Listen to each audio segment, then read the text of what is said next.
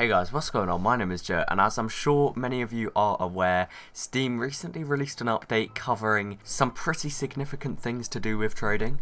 And you know, considering I'm a fairly big participant in both TF2 and CSGO trading, I thought I'd make a video sort of covering the update and just sort of my opinions on what Valve have released. And I'd love to see what you guys think as well, so make sure you do let me know in the comments what you think of the features Valve have implemented. Also, I'd just like to quickly apologise for no sort of content within the last week. I have been working on Scrap to Scorching, that's actually the series.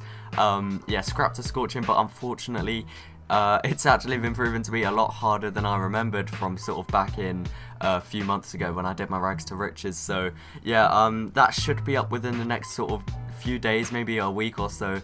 So yeah, sorry about the delay on that. And let's get into the topic. So there's three sort of main things that Valve mentioned in their small little trading update. This actually came out earlier today, so I'm making this video as fast as I can. But yeah, three major points for trading. So I'll quickly go through those now. So they've changed the duration from, I think it was 3 days initially if someone didn't have the phone authenticator. They've changed that to 15 days. That's roughly half a month to wait for your items after completing a trade if you don't have the phone authenticator. They've also applied this to Steam community market items as well. So after you buy those, you have to wait 15 days before you resell it or trade it. And finally, Steam support will no longer restore items that have left accounts following a successful trade or market transaction. So this essentially means no more item duplication or Steam support granting you your stolen items back. So the first thing I'm going to speak about is the trade duration becoming 15 days. Essentially, if you read on, they go on to say that it's for security reasons, so you can make sure you're essentially not getting scammed, and you look in the trade and it's actually the unusual or knife or whatever you wanted it to be, and you have time to cancel it. But I think 3 days was probably enough.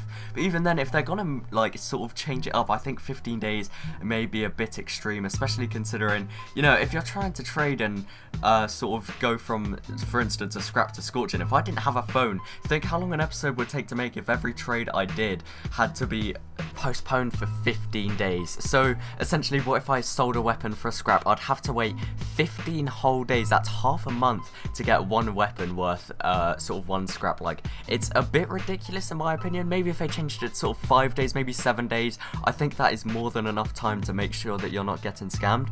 And the same applies for Steam community market. Now, I can understand that they have greatly improved sort of trading and account security within the last sort of year, I'd say. Like, when I started trading, people's accounts getting hijacked would be a lot more of a common occurrence than it is now. Essentially, the only way you can get hacked now is if they somehow steal your phone and have access to your code that refreshes every sort of couple minutes. So yeah, that's I think it is definitely good how they've improved security over the last year, but I think they may be taking things a bit too far now. So yeah, that's the sort of item hold covered. I don't really approve of the idea. I think it is definitely a bit extreme and a bit far-fetched, especially considering the value of some trades may be sort of pennies, like literally not worth waiting 15 days for. So that's a bit extreme and a bit of a bad move by Valve in my opinion. However, the item duplication system that they've implemented does have its perks, but again, we're going to go through that now, so it definitely depends on context and the way you look at things. In CSGO, if a knife is duplicated, especially sort of a higher tier knife, sort of like one of my friends owned an M9 Crimson Web Minimal Wear, its price is greatly decreased when trying to trade it. People can just check if it's duplicated, and it's the exact same with TF2 unusuals. I've seen it so many times and actually experienced it many times where you'll own a duplicated unusual and people will simply just not pay your buyout for it because it's duplicated. Now, the reason for the people not paying this, as far as I'm aware, is the old sort of rumor that was going about years ago that Valve were going to delete duplicated items. But obviously we know that's not true now. There's no evidence of this happening, but people still undervalue duplicated items. I personally don't. I see it as an opportunity to get a cheaper version of items. If I wanted sort of a 30 key unusual, I could probably get it for cheaper if I get the duplicated version, and there's no visible differences. It doesn't say that it's duplicated. It looks exactly the same, serves the exact same purpose, and it's just cheaper. So that's my view on duplicated items, but many people in the trading community unfortunately don't share the same view that I do. But of course, the negative side of this is being that if your account does somehow get hijacked or you do end up falling for a scam trade, there is no possible way to get your items back. But then again, I did cover earlier, your account getting hijacked is virtually impossible, so just make sure you are careful out there and try to avoid being scammed essentially.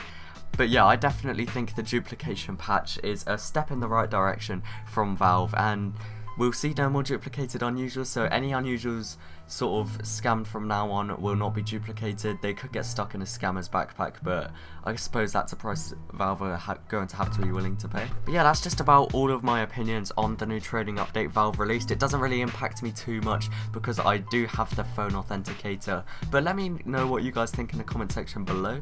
And that's just about it, so thank you guys all for watching. If you did enjoy, then please do remember to leave a like, and if you'd like to see more content like this and general gaming content, then be sure to subscribe. Thanks for watching guys, and peace.